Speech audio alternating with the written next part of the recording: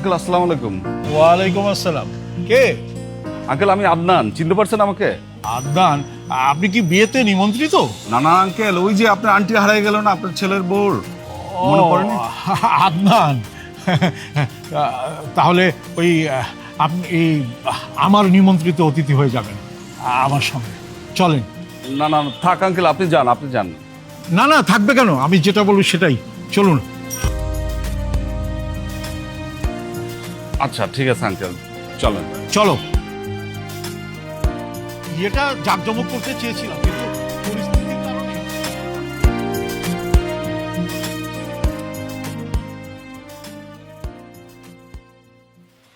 সাবা, তুমি? হ্যাঁ আমি। তোমাকে এখানে কে ঢুকতে দিল?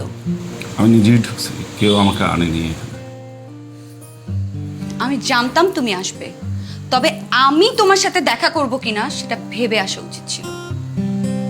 আজকের পর চাইলেও তুমি আমাকে দেখতে পারবে না। শুধু শুধু কেন অভিনয় করছো? মানে?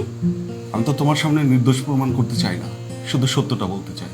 তারপর তোমার যা পানিশমেন্ট দাও তুমি আমাকে দিও।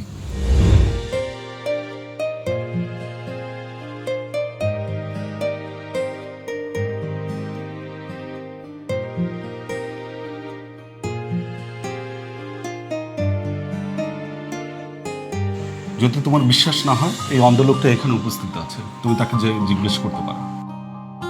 আদনান, আমি সবকিছু বুঝতে পেরেছি, প্লিজ প্লিজ কিছু একটা করো। কিছু একটা করবো মানে? এখন আমি কি করব? আমি কিছুই শুনতে চাই না, এক্ষুনি এই মুহূর্তে আমার এখান থেকে নিয়ে পালাও। এটা তো এখন আর সম্ভব না, তুমি আমাকে মাফ করে দিও। আদনান,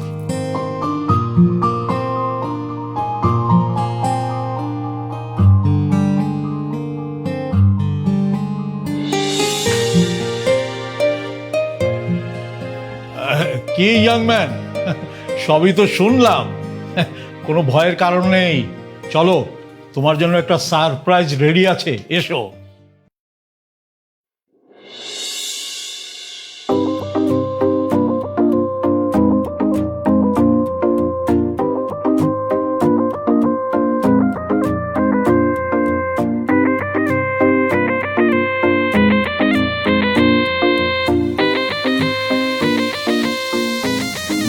মা তুমি এখানে? হ্যাঁ, আমি এখানে। তোর জন্য আমাদের মান সম্মান চলে যাচ্ছে। বলেছিলাম একটা প্রেম করতে, যেন হবু বৌমার জন্য অন্তত হলেও একটা চাকরি খুঁজে বের করিস। এখন কি করলি? তুই তো এক কাঠি এগিয়ে গিয়েছিস, বেকার অবস্থায় বিয়ে করে ফেললি। বাবা আদনান, তোর মা যদি সেদিন এসে আমাকে সব কিছু খুলে না বলতো, তাহলে অনেক বড় ভুল হয়ে যেত। নাও এখন রেডি হয়ে নাও, আত্মীয় স্বজন সবাই আসতে শুরু করেছে। তা ইয়াং ম্যান, আমাদের অভিনয়ের পালা তো এবার শেষ, তুমি রেডি হয়ে নাও, কি বলো? কিছুই তো করতে পারলে না, তাই আমি বাধ্য হয়ে মার কাছে গিয়েছিলাম। তুমিও?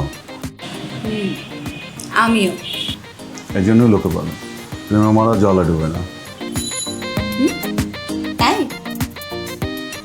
শুনুন মিস্টার আদনান, আমি কিন্তু খুব ভালো সাঁতার পারি, এত সহজে জলে ডুবে মরব না।